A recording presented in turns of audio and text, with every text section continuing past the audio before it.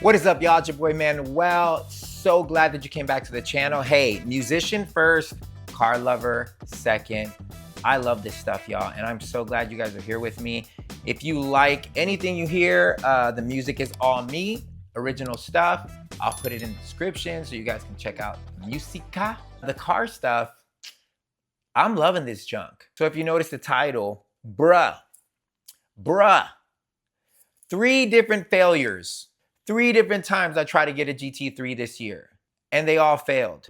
Damn! I'm not gonna name names. Why am I not gonna name names? Because I don't like talking people.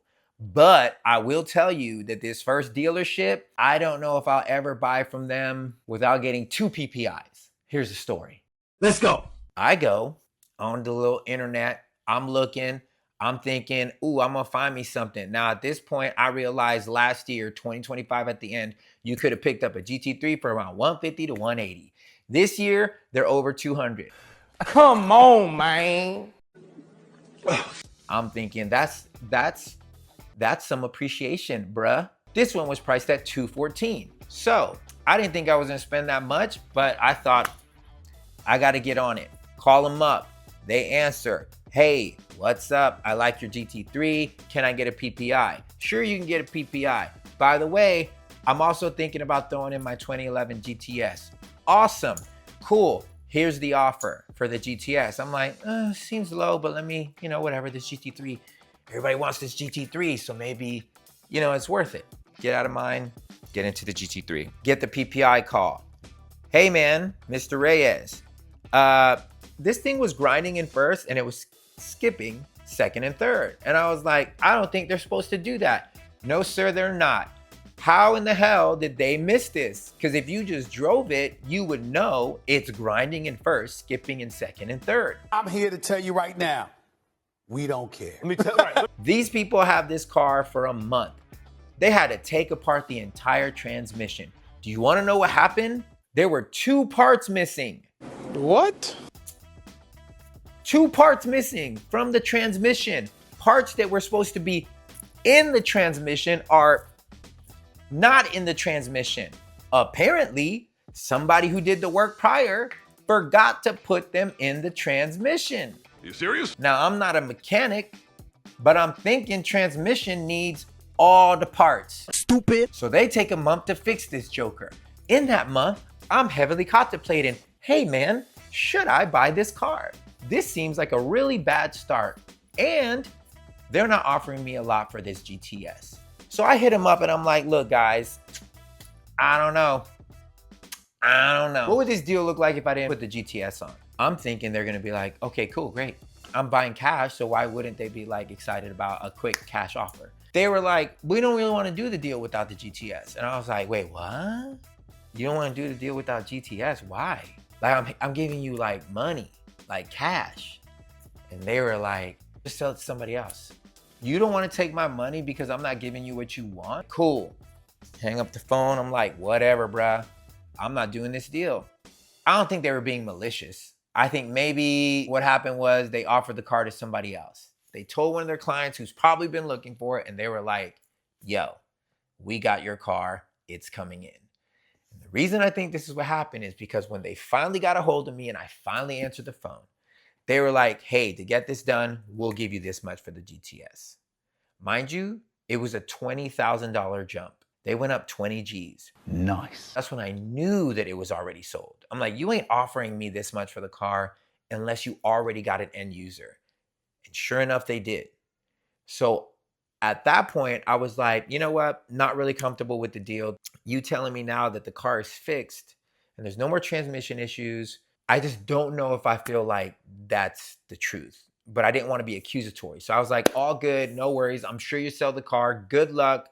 I'll keep an eye out on your website because you guys got a lot of good stuff. So I was still very open door, very much like, cool, all good. We'll get you on the next one. Then I go to the next deal, find a dealership in California. I hit him up. I'm in a movie theater, literally watching a movie. It comes up while I'm scrolling and I'm like, oh snap, step out of the movie, call him up. Hey, I see you got a GT3. They're like, yeah, we got a GT3. I'm like, bro, I want it, but I'm in Nashville. I'd have to fly back to California. They're like, all right, well, if you put a deposit, Cool, how much deposit? 5 grand, but it's refundable. Done, here's my credit card, 5 grand down. I send it to my boy who owns a dealership. He tells me, Manny, that car has been tracked. I'm like, how you know it's been tracked, bruh? The tires and the center lug nuts. The center lug nuts are super faded. That means they've been getting taken off and on. So whoever has this car has been freaking tracking it. And the tires look like a different kind of wear. And I'm like, bro, you can, this is like 8-9 feet away from the car, this picture, and you can tell all that just from staring at that. Definitely have been tracked. I'm like, they told me it wasn't tracked. Okay, cool. No history, which brings me to like an interesting point. None of these cars had history. I don't think anybody who owned GT3s back in the day thought, hey, this car is going to be worth a lot of money one day. I should probably keep the history. I should probably do what Porsche nerds really want, which is like history and a nice little folder so that we feel good that this car has been taken care of. But none of these GT3s had it. So I'm feeling real unsettled. The biggest caveat was they wanted $252,000. How? Hold on, bro. How? Now, there hasn't been a GT3 that is sold for $250,000 2026. So I immediately was like, I don't want to be the guy that sets the high. Something I learned in real estate. You never want to be the first one in and you never want to be the last one out. You want to be like some other guy, take the risk, and then get the hell out before anything bad happens. Plus, it looks like the car has been tracked. No, sir, it hasn't been tracked. I get the DME report. I don't know if you guys know this, but there's a little equation you can do with the DME to find out how fast the car has been driven. I can't remember the equation. Maybe I'll put it here, but something to do with the total amount of hours and then the mileage that it has. If you divide it, you somehow get, and it's something in there where you get the average speed of the car. Now, most cars are going to be averaged at 20 to 40 miles an hour because most of us drive 20, 40 miles an hour around town. Do you want to know how many miles an hour this one had? 60 miles an hour average. You know how hard it is to get a 60 mile an hour average? Which means car was tracked. Point one for the homie who told me it was. At this point, I'm feeling a little bit discouraged, so I hire a broker. Brokers are great. They know people with nice cars. They know people with money. I was one of the two. Hit me up. Hey, Manny, I found one for you. Now, mind you, the first 2 cars, awesome specs. Ceramic brakes. They were blacks, and I didn't want another black car, but whatever, beggars can't be choosers.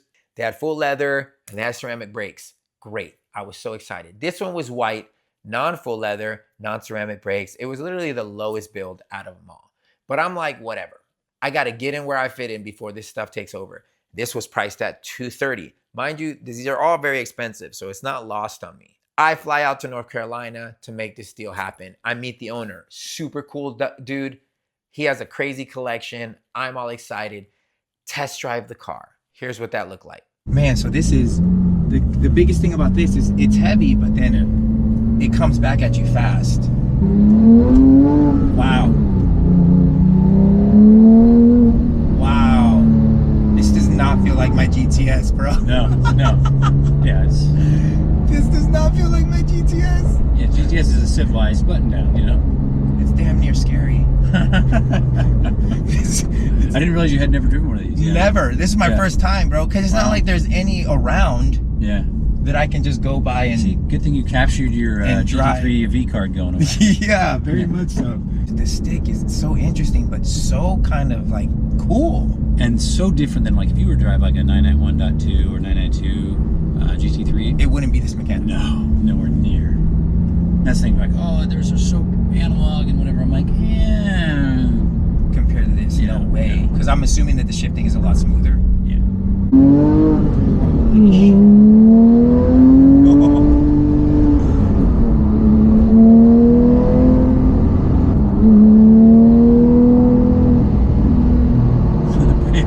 This thing is awesome. Yeah. Now look, at this point, the deal was sealed.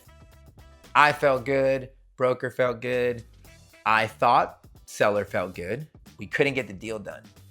So at this point, I'm depressed. So what do depressed people do? They go online.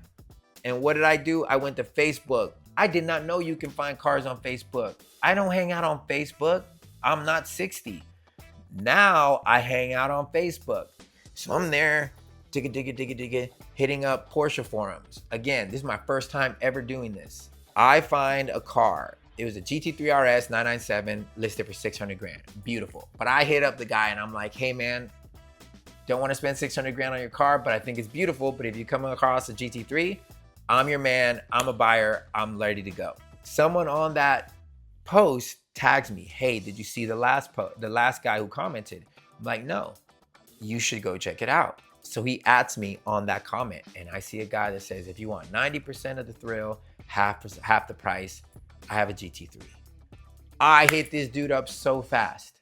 Come to find out, he's in Puerto Rico. I'm Puerto Rican. I already start feeling real good about this situation. I get on the phone with him. He sends me all the info on the car. It's checking out, PPI, all the goodness. And I said, bruh, I will be in Puerto Rico in 3 days. I don't think he believed me. You know what I did? Got on a plane.